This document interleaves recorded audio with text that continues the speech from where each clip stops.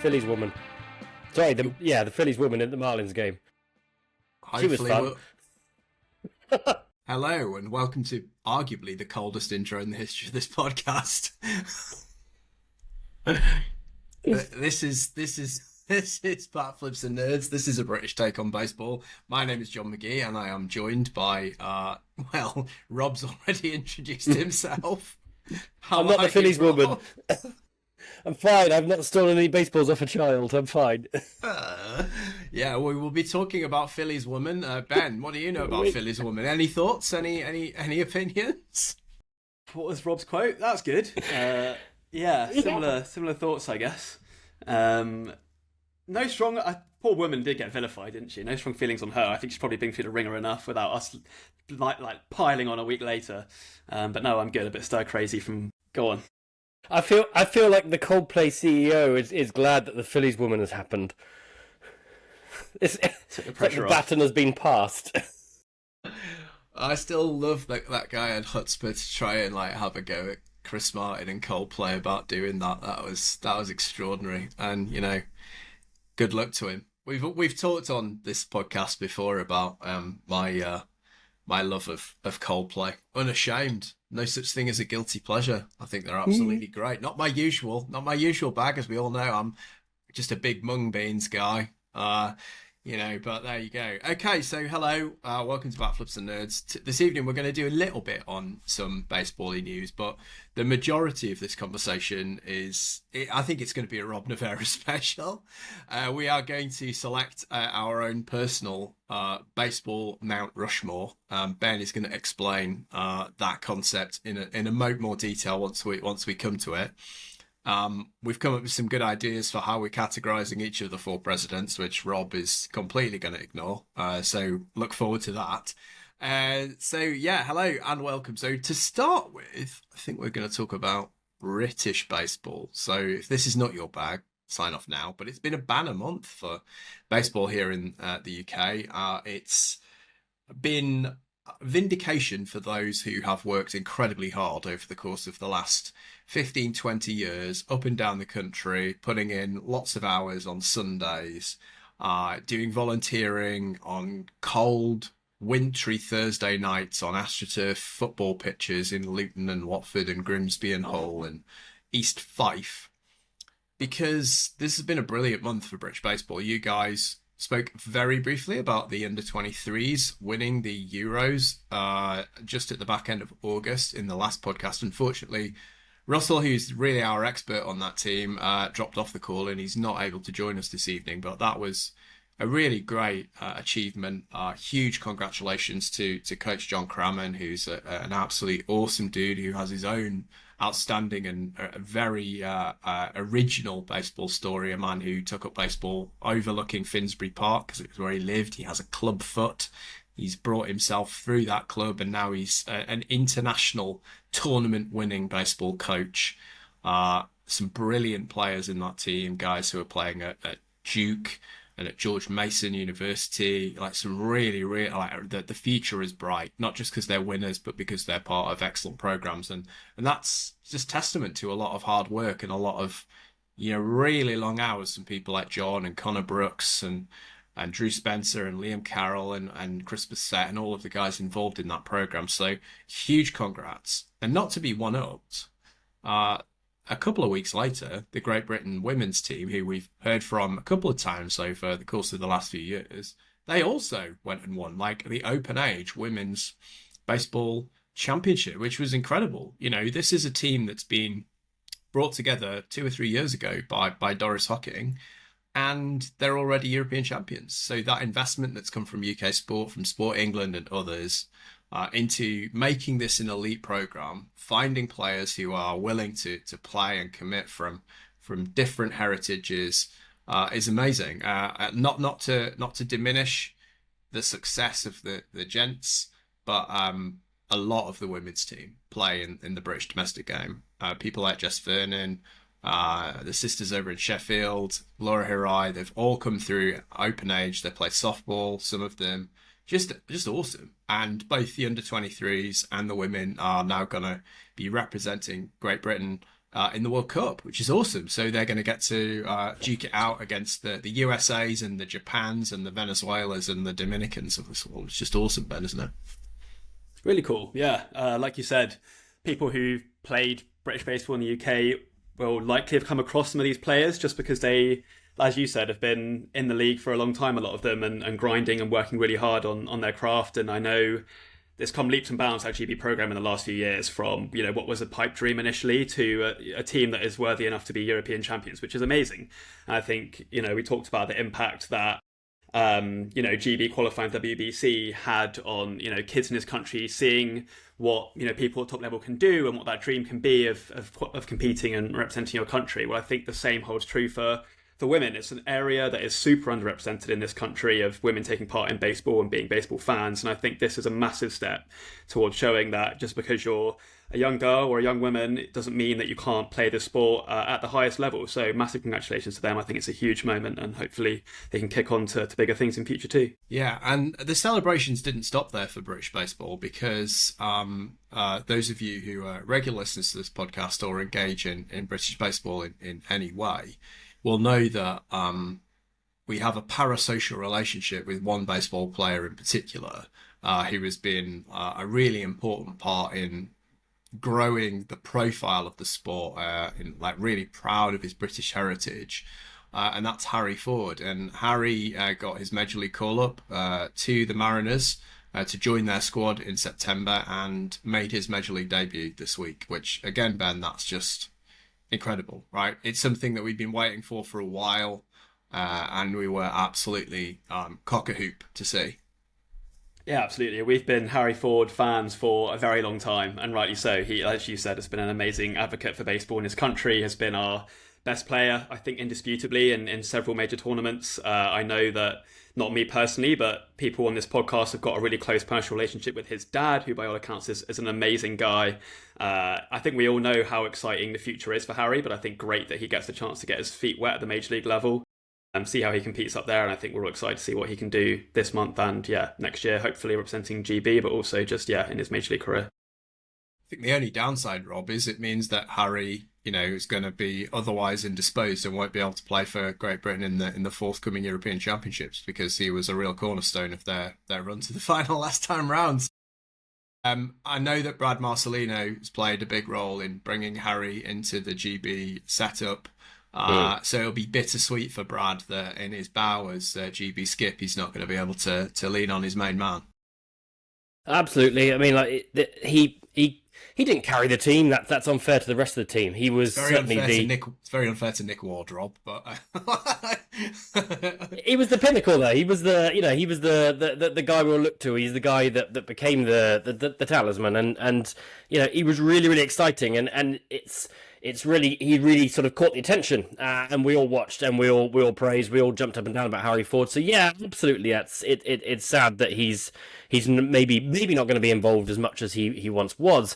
But look, the guy is moving on, he's moving up, and what he's going to start doing, playing in the majors, is only going to develop the way he's going to be able to play for GB in the World Baseball Classic. So look, it's positive. It's great. We want this guy to do well. He is excelling. We knew he was going to excel. We could see that, and it's going to happen. So we're all for it. It's great. It's good. It's good news at the end of the day. Yeah, it absolutely is. Congratulations to Harry. Congratulations to his dad, Alan. And to everyone in the Mariners system who's helped develop him into an outstanding baseball player and an extraordinary young man. As we said, the European Baseball Championships are upon us. They start in just over a week in Holland, and we are going to have our on-the-ground correspondent, Mr. Gavin Tramps himself. He's going to be out there covering it for Bat Flips and Nerds, and I know he's going to have an opportunity to speak to Brad ahead of the tournament, and hopefully he's going to get an opportunity to check in with some of the players as well. Of course, their trusty mascot, Mr. Andy Brown, the painter. He's going to absolutely hate me calling him the trusty mascot. Look, he got a winner's medal at the women's tournament, which was amazing. Good Do you old think Andy. we can get a felt Andy Brown to jump around with maybe a crown on and the uniform, and it could be the actual mascot? I want to see a felt version. You want to see a felt version of Andy I do. Brown? I want to see. With his rugby this isn't town some scarf. hidden furries thing. It's not that. No, I want to see like giant-headed felt version of Andy. Painty Okay. fanatic. Let's do it. Absolutely, the painty fanatic. End the pod. Job done. Yeah, I can't top that. Congratulations to GB Women, congratulations to GB Under 23s, and to the talisman himself, Harry Ford. And this is Ben. You've got I was your going to say finger one up. quick What? thing. If you're going to segue away from British baseball whilst we're on that subject, this weekend is Did the you get hit this BBF. weekend? Is that what it was? We can come on to my story because I've got a very good one about Richmond's own endeavours in the playoffs. But the British Baseball Federation playoffs are upon us. This weekend is the NBL finals, and quite excitingly, they're going to be broadcast live on YouTube as they were last year, but live on TalkSport's YouTube channel, which I think is quite a big upgrade from where they were last year. This is the same group, Journey Sports, and of course it will have our very own Russell Easom on comms. So yeah, that's this weekend, Farnham Park. I think coverage starts, let me get my facts right here. Saturday is the qualifier at 11:30am, and then game 1 of the final at 3pm, and then Sunday, same time, 7:30, 3pm for games 2 and, if required, 3. So yeah, if you are at a loose end this weekend, do tune in and watch. Russ will be on commentary as mentioned. I was hoping to join him, but unfortunately I'm at a wedding, lame. But yeah, good stuff from those guys to bring that broadcast back, and also great stuff to be doing it, in collaboration with TalkSport, which I think is really cool. That's awesome. I didn't know about the TalkSport angle of it. I did know that was coming up, and I also didn't know that Russell was going to be on comms, but I assumed as much. And the more abuse you can tweet at him during it, the better. We will wholeheartedly support any abuse you send to Russell. Yeah, the Britain's own answer to Mike Petriello. For those of you who's tuned into the Statcast, very much, yeah, that's the vibe you're going to be getting. Great. Oh well, there you go. That's British Baseball Corner roundup. We were going to talk a little bit about what's going on in baseball right now. Rob, you wanted to talk about ESPN taking over MLB TV. So what? I did. What's going on there for people who have had their head under a rock or are Ben? So a lot of the TV deals are up at the end of next year. And MLB is dutifully renegotiating. We all know that the regional sport networks, they're sort of that kind of cable TV bubble has kind of burst, and there's a lot of renegotiations going on. Rob Manfred had initially cast them aside as not paying enough attention to baseball. Now it seems they are potentially going to buy the whole shebang for the broadcast of baseball. Now, that's all fine. That's all happening in America. That's all happening to Major League Baseball. There's money changing hands. I don't care about who gets paid what. That's not really what I'm interested in. I just want to see nice baseball. However, seeing the nice baseball is where the questions are going to come. Now, MLB TV being bought by ESPN is potentially a concern, as ESPN they're buying up an awful lot of sports, particularly NFL stuff, to put on their app. Which you can access sports via the ESPN app. They want to be the place you go for live sports, and I get that. Decent business move. However, there are some suggestions at this point, and nobody knows exactly what's happening because the deals haven't been finalised. There are some suggestions that you may need to pay for the ESPN app in order to get to the MLB app. Now, again, we don't know this. This is nothing confirmed. However, I've done a little bit of research myself. I've had a look at the ESPN app, and I found that absolutely everything on the ESPN app is currently blacked out in the UK.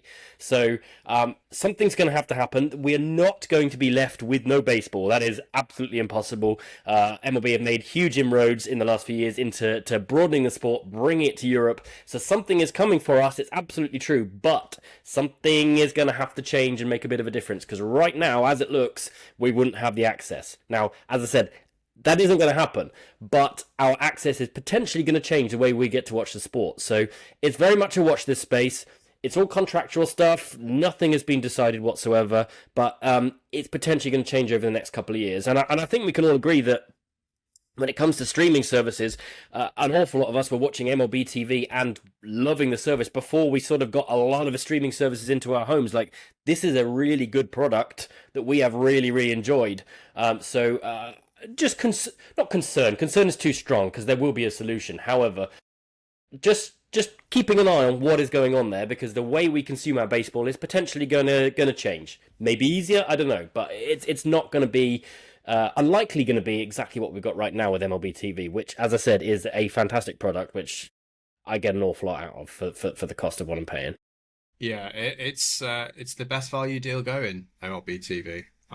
So yeah, watch this space on that. Let's hope that we're not left in the same sort of situation as fans of college football, Darius, and college basketball have been in the UK, because it's been almost impossible to watch both of those things over the last couple of years, because ESPN has all the rights to them, and they have no syndication in the UK. So I hope that I'm sure it will be being worked through.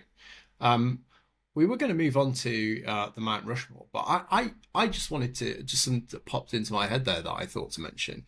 Have either of you guys seen this absolutely insane Aroldis Chapman story? I mean, there's an awful lot of insane Aroldis Chapman stories. You're going to have to be a little bit more. Not the one that immediately sprung to mind, the very recent one.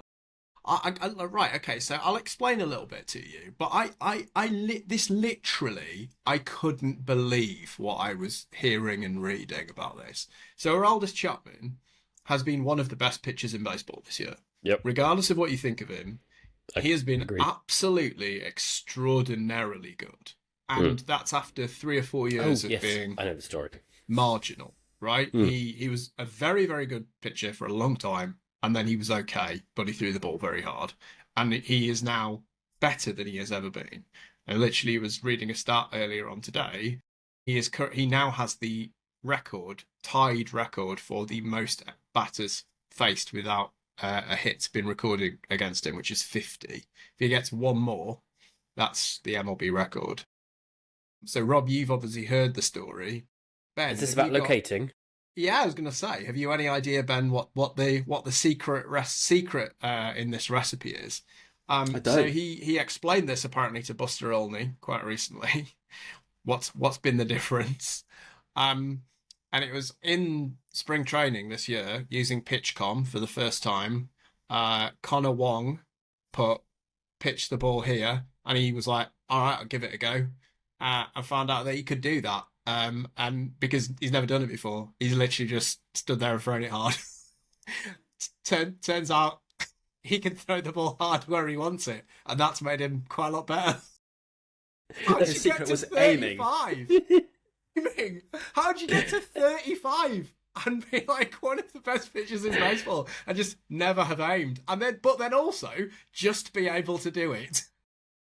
I like the idea that sometime in spring training he was like that. He's looking in. He's got the PitchCom and he goes, "What do you mean up? Up? What? Up?" Hey, this is good, man. Just imagine how good he could have been throwing 105 miles an hour 5 years ago if he'd known he could throw up. Or down. Or left or right, either. You know, he's got all those options. His world has just expanded. He's got a whole second and third dimension. It's amazing. It's absolutely insane. Like, genuinely one of my favourite baseball stories in here. It can't be real though, can it? I mean, like, honestly, really, like that. No one has ever said, "What about up here, Aroldis?" Or Harry. I don't know how would you shorten Aroldis? I mean, we've got off topic there, Rob. Sorry. Yes, absolutely. But it can't surely be true. We've not even got onto the main bit, and Rob's absolutely collapsed in on himself. I'm quite concerned. My eardrums have recovered. So there you go, Ben. I'm sorry. Is that what you thought you were going to hear? That is not what I thought I was going to hear. No. Yeah, of all the things for a major league pitcher to finally figure out, aiming where to pitch it was not what I thought you were going to tell me. But that is amazing. Yeah, you were like, "Oh, he's found a new pitch," or he's changed his mechanics. Nutrition. He's on the other side of the rubber. He's been tipping. No, fundamentally, he's a bit like you, Ben. You know, when you found out about where to throw the ball, and you just went there, which obviously is what's happened. It might be what's holding me back. You don't have to give up a home run every time. I genuinely think my favourite bit My favourite, I mean, obviously within the margin of error when you throw it, there's quite a big margin for error when you throw it 105 miles an hour because it's quite hard to hit that. But the idea that he could literally just throw the ball basically where he wanted it, just that is the bit that killed me. It wasn't the, I didn't know to do this. It was just the, oh yeah, I can just do that. Yeah, sure, you're right. Fair enough. Anyway, from the ridiculous to the ridiculous, Ben, I'm gonna hand this over to you to explain what we're gonna do now. I'll do my best. Well, we were silly. sort of brainstorming on some ideas of things we could do on the pod beyond just chat rubbish about baseball and things we've seen on the news.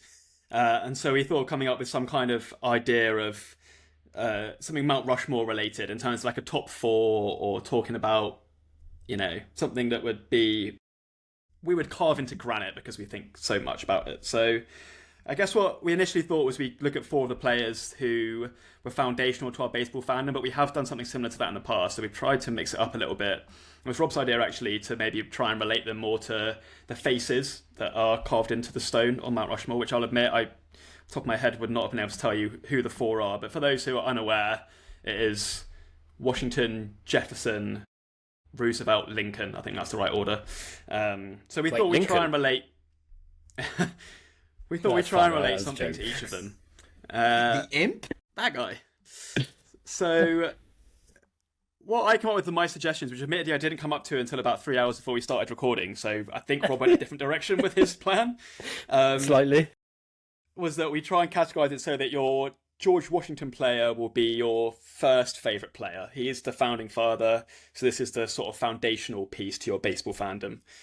Then your Jefferson, who was he was the author of the Declaration of Independence, I believe. So I thought we could go for our sort of least likely or weirdest favourite player, show off our own independent thinking. That was my theory on that one.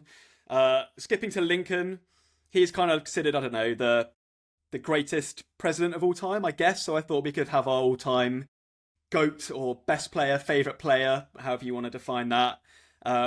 Teddy Roosevelt, didn't have a clue what to do with him. My suggestion was, do we do player we love to hate? Because I feel like, not that people hate Teddy Roosevelt, but he's probably the most forgettable face on Mount Rushmore. But then you suggested, John, maybe we take that a bit more literally and actually just say the player who people forget was really good as our Roosevelt instead. So I'm happy to go either way with that one. But I think we're going to try and go around each of us and put a name up for each category, or Rob's going to tell us his own made-up categories that he's gone with. And then I guess we will encourage listeners to send in their own submissions. I don't know how this is going to go, but... Are you going to make AI slop of them? Are you going to make AI slop of them? Oh, that's a great idea. We are going to make AI slop of them. Definitely. Okay. So I don't know... Yeah, how do you want to start? Right, well, I mean, I feel like we should leave Rob till last on all of these. No. I'm in line on some of them. Because who knows, right? So Ben, I think this was your idea. It's a great idea. So why don't you you do the honors and let's start with your Washington, your foundational favorite player. Sounds good. Yeah, I'll use this as a chance to plug the website too, just to keep Gav happy, because they do have that running series of. Is it just my favourite player? Something like that has been going on for a while now. I'm going to get murdered by Brett for forgetting what it's called. Excellent research. Well done, Ben. Yeah. So make sure you submit your article. Just looking in the YouTube comments, a guy called Brett is just very upset with me. Make sure to submit your favourite player to the website. I already did that, and I wrote my article. This was a couple of years ago now about Carlos Gonzalez of the Colorado Rockies, who's going to be my personal Washington. I don't know what it was about him. Obviously, I became a Rockies fan when I first started following baseball, which was an enormous mistake, but we're here now. And at that time, they were quite an exciting team. Troy Tulowitzki, Carlos Gonzalez, Eduardo Jimenez. They were, maybe not good, but certainly feisty. Some of those players are better than others. Some of those players are better. All of those players are better than everyone on the current team. But yeah, Carlos Gonzalez grabbed my attention. Cargo, as he was known. Very stylish left-handed hitter. He was the king of not necessarily the bat flip, but the bat drop, which arguably even cooler than the bat flip. He had a walk-off home runs. Rocky's answer. That drop, have you heard of it? He had a walk-off home run to complete the cycle, which was all really awesome. So yeah, he captured my attention very early. Just thought, that guy's cool. Baseball's cool. I like him a lot. He obviously then declined considerably and was a shell of himself for the last 3 years in a Rockies uniform, which is a running theme with that team. But he will always, I think, have my heart as my first favourite player. So yeah, Carlos Gonzalez of the Rockies. That's a good one. Do you know where he finished? No. He was Mexico? a Seattle Mexico? Mariner. Really? And he played on as long as 2020. Goodness gracious, I'd never have thought that. I'd have thought he definitely finished in Mexico. I kind of like that he just went out at the top, though. Mariners and done. Yeah. And disappeared. Oh, wait, no, sorry. Sorry, they released him before the season began. My apologies. I was going to say, but how many washed-up players has Jerry DiPoto signed to try and get a tune out of Donovan Solano? Looking at you, pal. I like that one. Sorry for the drive-by on Donovan Solano. That's not really what we're here for. I really like Cargo. Thought he was a great player. A lot of swag. I like the bat drops. Don't know what Rob's... I mean, look, we all like a bat flip, but Rob, I think I'm with Ben. I like the swaggy bat drops of Cargo. They were Hey, great. look, a bat drop in Colorado is a tiny fraction of a second longer than a bat drop anywhere else in the majors. That's true. I was going to say, it's almost a bat flip up there. Or is it quicker? Hang on. Wait, no, is it the other way? I don't know. We've lost Thinner him. air, but less gravity? I actually don't know. It definitely would have more amplitude, because there's less friction. Yeah, I know, but if you're just dropping, is that friction on the air versus the less gravity because you're higher up? Hashtag physics. Yeah, I don't know. I mean, where's Russell when you need him? It's not something I say often, but this is the occasion for it. Yeah, Anyone? Should we do phone a friend? I'm not doing that. Imagine phone a friend phoning Russell. Russell, Yeah, Russell. Why have you used the lifeline on this, you absolute clown? You don't deserve £64,000. Piss off. Early noughties reference for everyone who is younger. Still on the telly, mate, Clarkson. Is it really? Yeah. Jesus. There you go. You don't watch What ITV. channel's that on? You don't watch ITV in your house, mate, do you? No, we Posh don't. We knobs. don't. I don't even have the app downloaded. I'm not interested in Love Island and its many. Anyway, moving You watch on. Mr. Bates versus the Post Office and then deleted it. That might have happened in my house. Anyway, Rob, over BBC to you. man. Who was your BBC man? George Washington. For 3 more weeks, mate. Yeah, George Washington. George Washington, the founder, absolutely. And you know what? I've stayed on topic. I thought you might sing his song, mate, from Hamilton. Thought that would be your vibe. There was an awful lot of Hamilton as I was going through it. Yeah, but no, I've stayed away from George from Hamilton on this, because there is a baseball link there, isn't there? Because of old Miranda's cousin is playing for the Twins, is he not? Jose Manuel Miranda, yeah, he is. Yeah. There we go. Yeah, absolutely wonderful. Moving swiftly on again. Sammy Sosa. Sammy Sosa was my intro to baseball. When I was but a wee whippersnapper, I got taken on holidays to the United States to broaden my cultural views, and there were little gaps in the day between visiting the Pencil Museum and the Grand Canyon. And during the little gaps, I put the television on. And during daytime television was predominantly the Chicago Cubs. And it was just something to stare at. And I wasn't into it at the time. It was just something to stare at whilst I was there. And this was roughly 1993, 1994-ish, when Sammy Sosa was absolutely just smashing home runs left, right, and centre. And I swear I turned that TV on 3, 4, 5 times over a couple of visits. And it was always Sammy Sosa hitting a home run. I couldn't tell you anything else about those Cubs teams, other than the fact that I know that they still had the curse and they've not won. I couldn't tell you anything else but Sammy Sosa. Every time he came up to bat, I heard the name said on the TV, and even if I was looking at something else, I would my eyes straight back to it. And that was the man, that was the guy, Mr. Sammy Sosa. I was like, I've got to watch this sport. I've got to see more of this, because I got myself a little glove, and I got myself a baseball, and I stood there and I would catch it because I had no one to throw it to because no one else was interested. But I would catch it and I would say, I was Sammy Sosa catching the ball. And this has got really, really sad and pathetic. But I love Sammy Sosa. So I could have very easily been a Cubs fan. This is pre Rays even existing. So Sammy Sosa was my guy, and he was my way into the sport. I thought a little bit about going friend? Cardinals in. I thought a little bit about going Cardinals in 2003 because they were on Channel 5 constantly, but I couldn't find the exact player I remember seeing. So and because I was mostly doing university evening things, which perhaps interfered with memory. Less said about the David better. Eckstein, mate. Epstein, sorry. David Eckstein.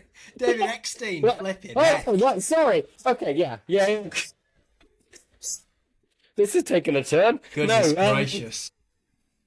I misheard Someone that. cut his mic off. Yeah, that's enough. We're all going to prison. You are, mate. Anyway, if it wasn't Sammy Sosa, I did have a quick think about, Evan Longoria, James Loney. That was the first time I went to a baseball game. But no, it was Sammy Sosa got me into the sport. And despite how weird his wedding photos were many years later, if you don't know what I'm talking about, Google it. Yeah, Sammy Sosa remains my entry, my founder. Good choice. Right, that's a really really good one. Yeah, so I think I've talked about this before, when we've done a sort of a different type of spin on a not dissimilar conversation, and so mine, and I know I was kind of split between two names. Like there's the really obvious one for me, which is David Ortiz, right? Because he is one incredible, and I started watching the Red Sox 2003 2004, which is when he joined. But the answer that I've gone with, because that's a boring and dull answer and one that everyone would expect from me, and because it's true, is Andrew Jones. Just a player I absolutely adored. Same era as Rob, watching those late night Channel 5 shows with Josh Chetwynd and another bloke. Yeah, Andrew Jones used to play that really stuck out to me, like an incredibly great hitter in a really outstanding Atlanta Braves team with Chipper and Greg Maddux and John Smoltz, Tom Glavine and others, just an outrageous fielder. We've talked about it a lot on this podcast. I'm a huge cricket fan, and seeing a guy who was that smooth, so fielding is just something that I get, right? Seeing a guy who's that smooth in the outfield, able to read where the ball is going, this is a thing that a lot of people who watch baseball it's really easy. Look, they've got a big glove on, right? It's easier than catching it. I get it. It is easier than catching a cricket ball. But if you've ever played in the outfield in cricket, reading where a ball is going to be is really, really hard. So I had a real appreciation for how good he was, and he was like a generational talent, right? If you see guys like Pete Crow Armstrong, and Sedan Rafaela nowadays, or Jackie Bradley Jr. a few years ago, he was that good, but he was a way better hitter, probably even than PCA, who's absolutely outstanding, and for years and years and years. And also, again, a bit like Cargo, he had that really cool, swaggy X factor about him. So yeah, he's a guy who I loved when I was in my sort of baseball watching infancy. So Andrew Jones is my foundational pick, and he should be in the Hall of Fame. The fact is, it's just ludicrous. Cool. Person. Right, should we? I don't know if we should do a snake draft. Shall I do the Jefferson one as well, and then I'll come back in the other direction? Right. So I did go with the Hamilton thing for this, right? Yeah, right. Yeah. And Hamilton in the original version, in the version that's on Disney, is played by Daveed Diggs, who is in a really brilliant band called Clipping, who are amazing, and he's very, very cool. And the coolest player I could think of was David Ortiz. So no, I'm not. I'm doing a bit. I'm not going to pick David Ortiz for all of them. I probably am though. No, the actual answer, I've just gone absolutely route one on this. Player you would not expect me to love, Aaron Judge. Just think he's absolutely amazing. Again, over and over and over again, I've talked about Aaron Judge on this podcast. Based on coolness. No, but this is in the spirit of independence. Who would you not expect me to like? Okay, right, okay, Aaron yeah, Judge, yeah. right? Because he's a Yankee, because he's the captain of the Yankees. He's the best Yeah. player in the Yankees. He is just so good. He is so good, and he's so humble, and he's so likable. And I hate the fact that he plays for the team that I do not like. He's just brilliant, and he is a great ambassador for the sport. He's a brilliant player. He's ludicrously huge. He looks exactly like what athletes are supposed to look like. He's got really cute dogs.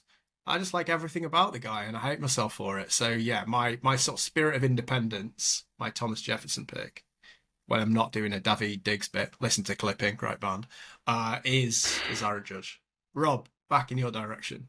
I'd just say on Aaron Judge is, I think anyone who is watching baseball via MLB TV at the moment is we maybe love Aaron Judge, but Aaron Judge's dog, I have had enough of. I do not care what Aaron Judge's dog thinks about Aaron Judge, because I have heard it every bloody ad break for 9 innings every single game, and if it's not him, it's Shohei Ohtani, and I've had enough of those dogs. I'm not a dog hater, I'm not a dog hater, but I do not want to see that dog anymore. I don't care about clothes, I don't care about the pictures. It's enough about the dogs. You have nothing on words, use them. Sorry, Rob, moving... Yeah. Rob, we've had this Sorry. before with the rally bird.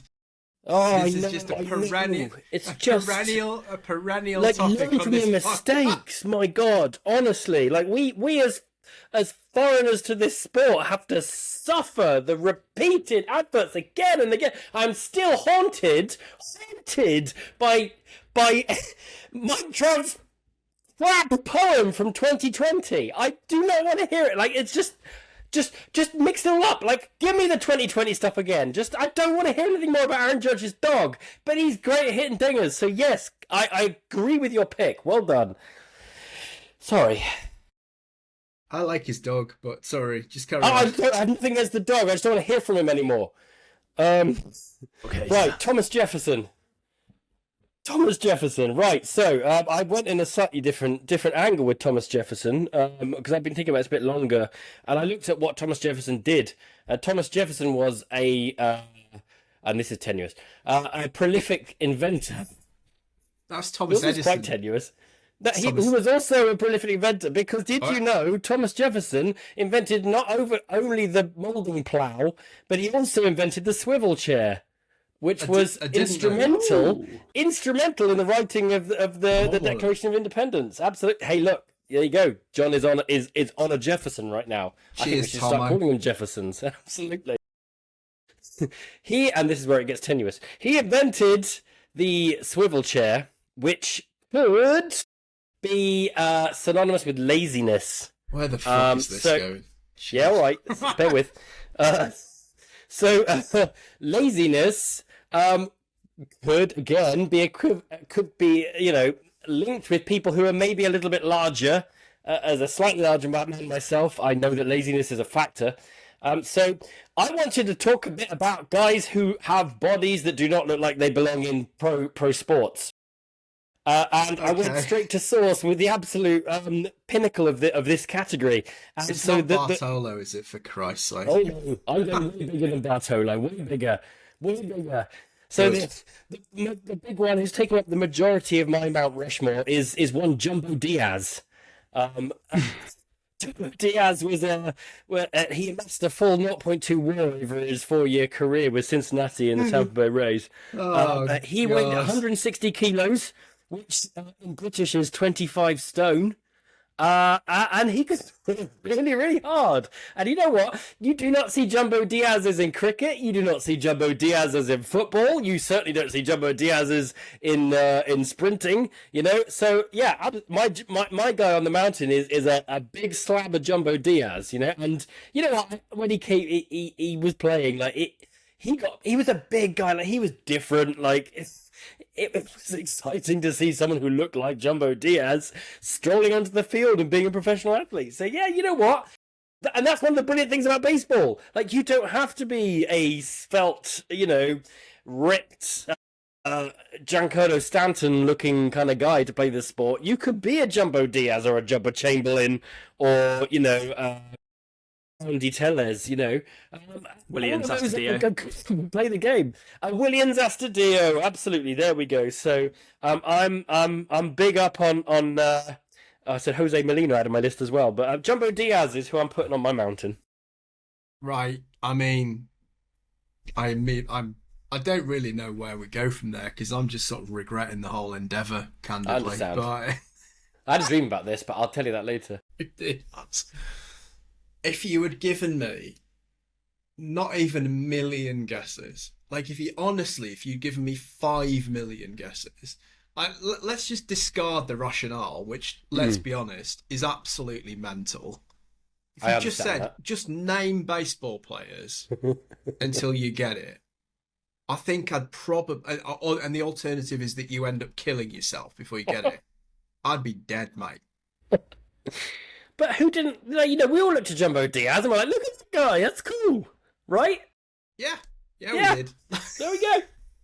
Jumbo is just a great nickname. I mean, it's great. I imagine it was his given name. Ron Seal, innit? That's exactly Jumbo what it Diaz's says on real the tin. name. This guy is absolutely obese. A Jose Rafael. There we go. You see, he's not a Jose Rafael, is he? He's a Jumbo, so the shoe He's fits. a Jumbo, absolutely. Yeah. Ben, save me. Strangely, my flowchart for Jefferson didn't follow the same path as Rob's when it came to rationale. Swivel chairs. I stuck with someone who I thought was a particularly odd, independent favourite player of mine, and the name that I landed on, this is a real throwback, was Lucas Duda. Back in the day, I thought myself a real, savant of the sport when I was writing more frequently about baseball and playing fantasy and thinking I was really smart. And I remember, watching a spring training game, and it must have been like 2011 or something, and seeing Lucas Duda hit this effortless opposite field home run off Steven Strasburg, and I was like, this is the guy. Like, I know baseball, I've seen this guy swing. Lucas Duda is going to be elite. He had a little bit of the Jumbo Diaz to him as well, actually. Large man. Big lad. Half a Diaz. So for some reason in my head, I was like, Lucas Duda is the guy. So I just, from that point on, I was fixated on this man's career. I honestly couldn't tell you how many career WAR he put up. I should look that up. It would be, additive to the fact that he's on my list. But I don't think he was ever particularly good. He might have had like a 20, 30 home run season for the Mets at one point. And I think Mets fans probably remember him fondly. But he, certainly was never an elite player. Let's have a look. His best year, he put up 3.2 wins in 2015. 7 WAR. 7 WAR total, 6.6 on Fangraphs. So, probably not making it to the Hall of Fame. But I was just, fixated with Lucas Duda. I thought this guy's amazing. And it turned out he couldn't field, couldn't particularly hit, and was crashed out of the league by the age of about 31, 32. So, shout out Lucas Duda. He was my odd face. Funny story, because I've never heard you say that before about Lucas Duda, so I've never told you this either. Lucas Duda is probably the only baseball player that my brother knows. Oh, right. He's been to precisely one baseball game in his life. Lucas Duda went to see the Mets when he went to New York, and Lucas Duda hit home run. And now, my brother, he never listens to this. Hello, Tony, if you're listening. You're not. I love it. A fellow Duda how's the baseball going? How's Lucas Duda doing? Literally the conversation that we have. That's his piss take out of me. Yeah. He no longer plays, and you know that well. Well, I hope to one day meet your brother. There's 2 of you. Yeah. You guys will have a great time. I'm literally a 25-second conversation. Yeah, there you go. Yeah.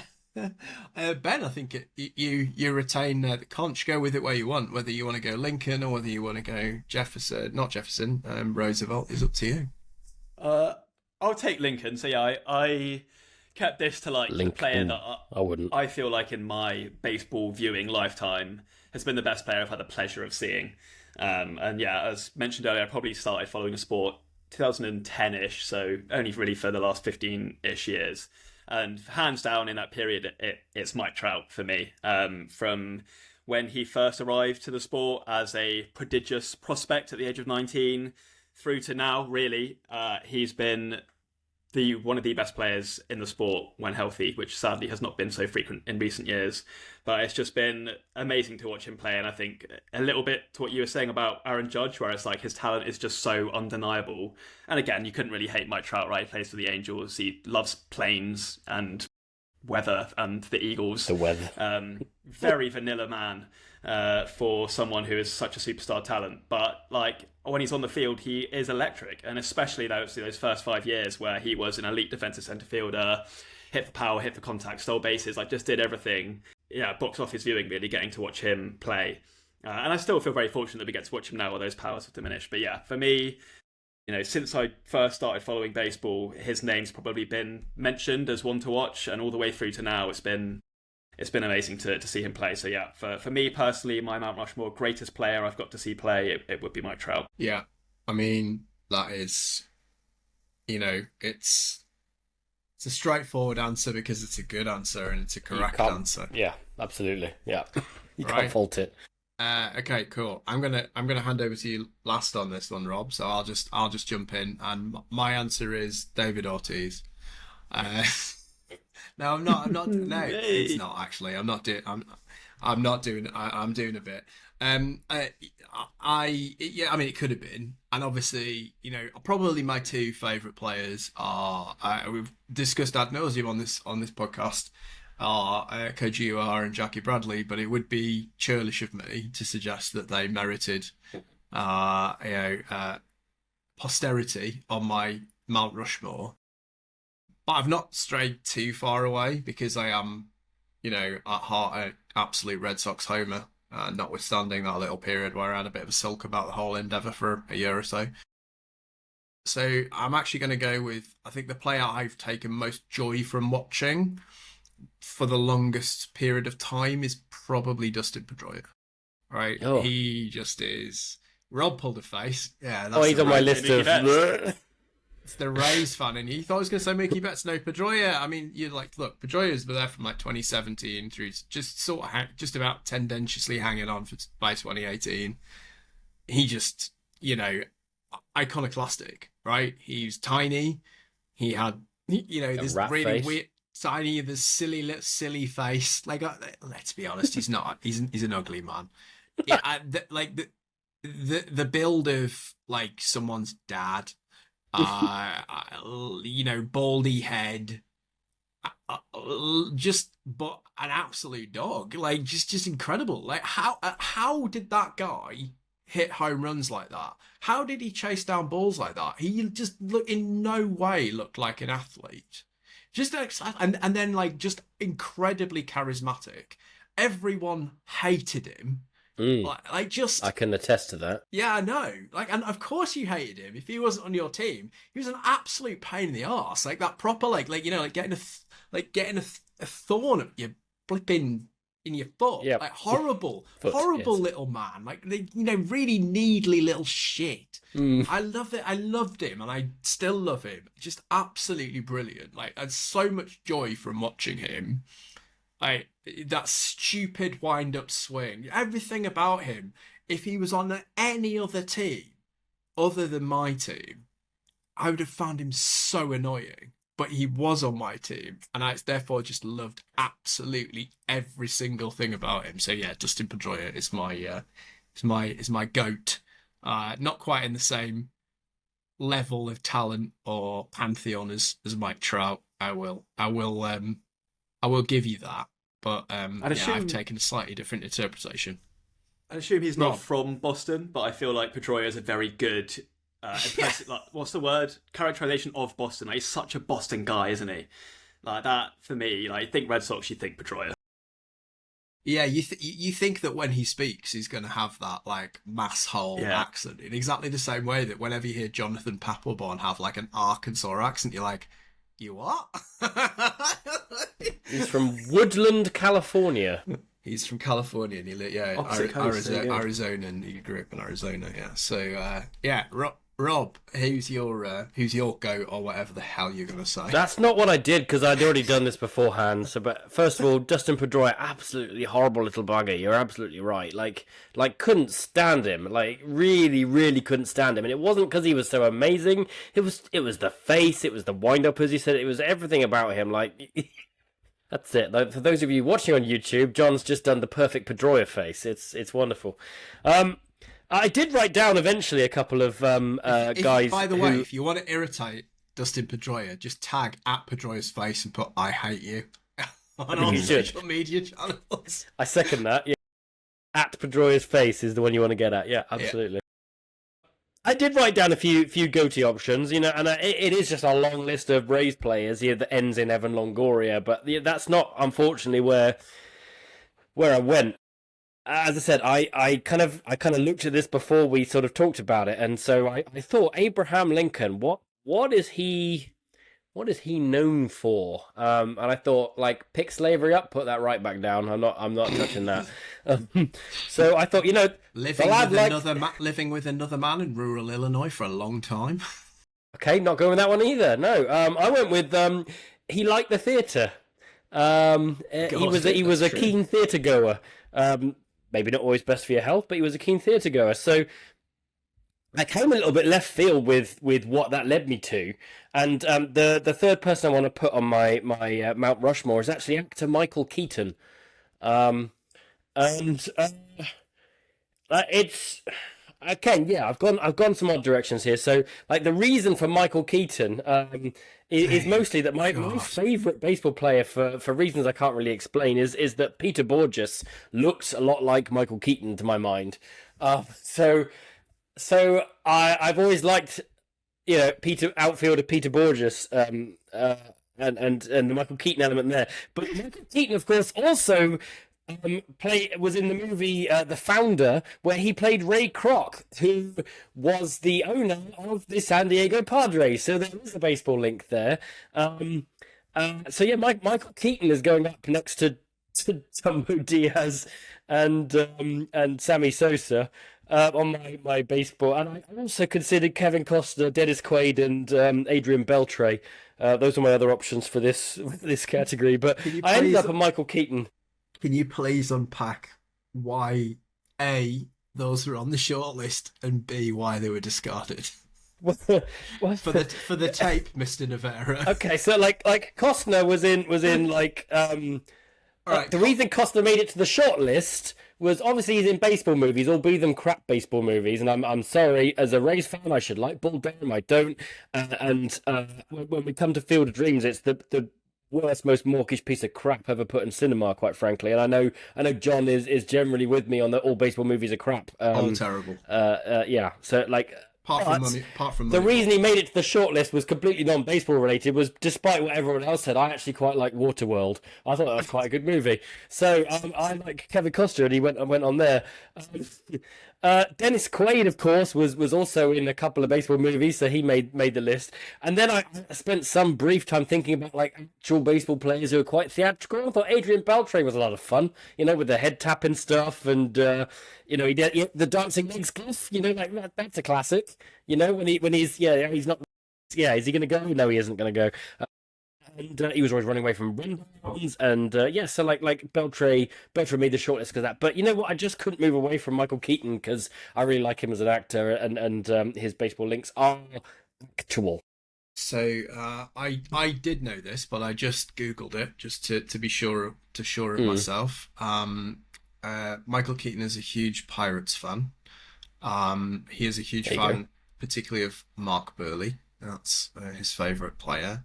Two things about Michael Keaton, one old and one new. I just looked these up, but they were sort of dangling in my mind, so I was double checking myself. One, when he was Batman, he negotiated in his contract that filming would be paused in the event that the Pirates made the World Series. They did not, so that clause was not needed. Pointless clause. Tim Burton knows ball. And two, he in October of last year publicly called on a podcast for Bob Nutting to sell the team. So it's a baseball actor.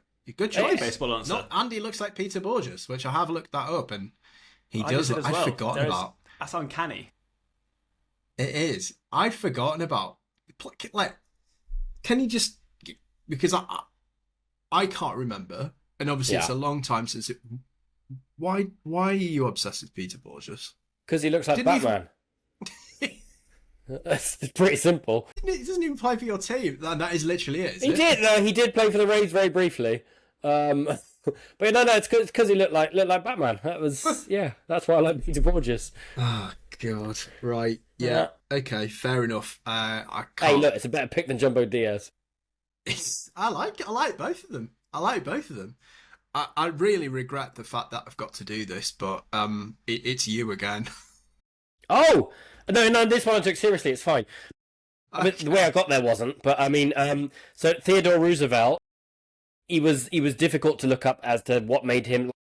Why did he put his face in the mountain? Because realistically, not all that special. Reading up about him a bit, it said he was influential in what he called big stick diplomacy, which is actually a really negative thing because essentially it means he was threatening the world to do what he wants.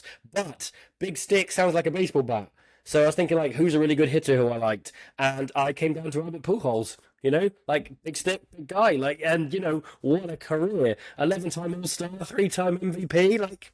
Hey, what's a bigger stick than that? And let's face it, it was his stick that got it for him, because realistically, not the best fielder come the end of his career, although he did actually end up with 2 gold gloves, which most people probably wouldn't be able to grab from their memories of Albert Pujols. Yeah, like, and also, like, jolly good dude. So when it comes to diplomacy, like jolly good dude. Like he, I did some research. He passed his American citizen exam with 100% success rate. So well done on that. He does a lot of charitable work with his foundation for people with Down syndrome, as his daughter has Down syndrome, and he works through that, so it's taken a very serious turn all of a sudden, and I do mean it, like, genuinely seems like an actual good dude, as well as being amazingly good at his baseball. So, yeah, like, Albert Pujols, like, you can't fault me picking Albert Pujols for being a good baseball player with a big stick, so, Absolutely not. I also love the trend, and Michael Keaton doesn't really fit this. That you picked three fat lads. Love it. well, There's not I going to be a did lot. consider. Michael Keaton is on there because the rest of them are going to take quite a lot of real estate on that mountain. They aren't are. So I he's need quite someone a bit slender, slimmer. Michael Yeah, Keaton. he is a slender man. Yeah, That I so that considered was Ishiran. I considered Shohei for being like diplomats, like baseball around the world. Harry Ford I considered, and I considered 1879's Dave Brain as well. He was.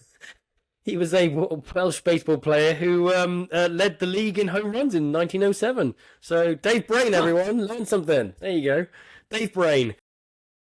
right. Yeah, but no, Pujols. Dave Brain. Oh my God! Please, Ben, when you do the AI slot version, just put Dave Brain in instead. see what He was Google a turns. handsome man. See what Mid Journey turns up for that. Yeah, I'm going to give you the privilege of closing it out, Ben. So I'll take this, and I think I've got one for both interpretations. The player I love to hate. You would think would be a Yankee, but it's not. It's Yadier Molina. No more discussion. Just piss off. Much the same reasons that I love Dustin Pedroia. Just really good and really bloody annoying. Just mugging off. Just go away. But I chose a happier view of this, and I want to talk a little bit about a player that people forget was really good to the point where I think he got one Hall of Fame vote, despite accumulating, I think it's 28 more WAR than Harold Baines, and that's Kenny Lofton, who is sort of in the same conversation for me as Andrew Jones. Very similar, like very different player, but sort of a player of a similar era who ticks similar boxes in that he was a really great outfielder, professional hitter on that brilliant Cleveland team with Albert Bell and others that was on the telly a lot in the UK around that time. Played for a very long time and was good almost until the very end of his career. And by all accounts, again, just a good dude. He's like a player, like he's sort of like one of those players who you think is a remember some guys guy, and then you look, you're like, hang on, he got nearly 70 WAR. He's not just like a bloke who played. He was absolutely incredible. 6-time All-Star and 6 consecutive seasons, and probably could and should have been an All-Star again in the last stage of his career. So yeah, Kenny Lofton was mine, but screw Yadi Molina, man. That guy sucks. I had Sandy Leone's beard as the guy I hate. Like, we know you're grey. Stop dyeing it. It's stupid. But yeah, sorry, carry on. Okay. Ben. Tough to close this out. I obviously did consider Dave Brain myself for this, but I went in a different direction in the end. Of course you did. Yeah, we all did. I went with Scholes of Manchester. He was from, where was he from? Hereford. I've just looked it up. Quite a handsome man, actually, Dave Brain. Anyway, what I actually went with was Keith Lampard. I stuck to the player we love to hate. I guess definition for Roosevelt. So there are a few guys that I considered. I think there are a lot of second base. I think second base as a position is one that just has players that people love to hate. Pedroia is a great example. I had Rougned Odor. God, it was good seeing him get chinned by Bautista. Sorry, wrong way around. That was not good. Odor is a great shout. But I didn't like him. Jose Altuve, more from like just begrudgingly, he's been so good for so long and it's really annoying. But the player I landed on in the end was John Lackey. Don't even really know why I disliked him so much, but I disliked him so much. Like his stupid face when he was on the mound. He moaned about everything, every single call that went against him. He didn't like. Umpires were wrong. His teammates were bad. There was just something about his attitude that I hated. And I'll give him credit because I looked him up. I was like, he wasn't even that good, was he? Actually, a very good pitcher. He put up 43 wins above replacement across his career, which is very impressive. He was a proper workhorse for the Angels, for the Red Sox, even for the Cubs at the end of his career. So I'll give him that. A good pitcher, but my God, there's something about him that, like, watching him on the mound just made my blood boil. So yeah, John Lackey. Yeah, I love it. Rob, you haven't talked about Freddie Galvis. Also, your camera's gone off. My camera has gone off, yes. I have a list which does include, first and foremost, Freddie Galvis, Brian Anderson, and I think I'm going to add Bo Bichette to the list because there's something about his face. Okay. Oh, I like Bo. Nope. I'm glad he cut his hair, but that's as far as it goes. I'd forgotten about Brian Anderson. Oh my God. Just such a beige nothing. The NPC of MLB. I mean, you click on him, he says the same thing over and over. Ground ball to first. It's exactly the same thing. GIDP. I love it. Like, even if you Google Brian Anderson, he's not the first person that comes up related to baseball, because there's the broadcaster for the Brewers also called Brian Anderson who comes up before him. Like, no. And then there's another broadcaster for the Rays called Brian Anderson. Is that so good? There is. The third most famous baseball Brian Anderson of the last decade. And the other two didn't even play. No. The Rays one did, but yes. Okay, sorry, my bad. I know nothing about the Rays, except that they suck. He didn't play for the Rays. But anyway, moving on. Okay, that's been it. I honestly can't remember who's on these. I can vaguely remember who's on mine. It's David Ortiz, and David Ortiz. Big mountain. Mike Trout on it. Rob, I mean, God knows, some fat lads and Michael Keaton. I think we're going to break AI trying to get the slop of Rob's Mount Rushmore made. It's not going to be able to do it. Rob's was so crazy that his camera just broke, just refused. And Ben, it was the cat again. Ben, you look like you're in a hostage video. I'm shell-shocked. My camera's out of charge. Like, maybe luckily my laptop has one that's all right. So this has been the worst visual. And actually, I'm looking at myself on the screen. I genuinely have bags under my eyes that you could go to Tesco's with. He's no Dave This Brain. has been a baseball podcast, Ben, Rob. Apparently. You've contributed to it. I have vaguely steered it in some sort of direction. And that's about all we've got time for. And we'll see you again soon. Toodle pip. Bye-bye. Bye. Ta-ra!